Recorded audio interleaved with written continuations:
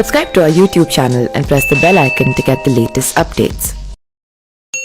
हिंदू कथाओं में आज भी जब सबसे शक्तिशाली योद्धाओं के चर्चे होते हैं तो सबसे पहला नाम हनुमान जी का लिया जाता है और ऐसा कहा जाता है कि हनुमान जी की शक्तियां अपार थी। रामायण में भी उनकी शक्ति और भक्ति के गुणगान गाए गए हैं। हनुमान जी को शिव जी का रौद्र रूप भी कहा जाता है और ऐसा माना जाता है कि रामायण के दौर में हनुमान जी ने अपनी पूरी शक्ति का प्रयोग नहीं किया।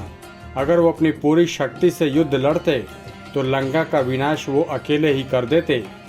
दूसरे देवताओं के विपरीत हनुमान जी उन चुनिंदा लोगों में से थे जिन्हें अमृतों का वरदान प्राप्त था। इसलिए कहा जाता है कि हनुमान जी कलयुग के अंत तक जीवित रहेंगे। ऐसे में कई लोगों के मन में सवाल ये उठता है कि रामायण के बाद हनुमान जी का आखिर क्या हुआ, वो कहाँ गए और अभी कहाँ हैं। आपको बता दें कि रामायण के बाद महाभारत काल में भी हनुमान जी की चर्चा 2 बार की गई थी। पहली बार तब जब भीम जंगल से होकर गुजर रहे थे तो उन्हें रास्ते में एक बुजुर्ग वानर लेटा हुआ दिखाई दिया। भीम ने जब उन्हें हटने को कहा तो वानर बोला कि मुझ में अब इतनी शक्ति नहीं है, तुम खुद ही मुझे हटा दो। उसके बाद भीम ने उस बुजुर्ग वानर को हटाने में अपनी पूरी ताकत लगा दी, लेकिन वो उसकी पूंछ तक नहीं हिला सके। भीम को तब एहसास हुआ कि ये वानर खुद हनुमान जी हैं और भीम की मांग पर हनुमान जी ने अपना असली रूप दिखाया। उन्होंने भीम को अपनी ताकत का घमंड छोड़ने को कहा और फिर वो वहां से चले गए। दूसरी बार हनुमान जी महाभारत में युद्ध के समय अर्जुन के रथ पर ध्वज के रूप में नजर आए। उस दौरान वो पूरे युद्ध में अर्जुन की रक्षा करते रहे। युद्ध के बाद जब वो रथ छोड़कर चले गए थे तो रथ राख बन गया था। बाद में कृष्ण ने अर्जुन को बताया कि वो हनुमान जी ही थे जिनकी वजह से युद्ध में तुम्हारा रथ नष्ट नहीं हुआ था।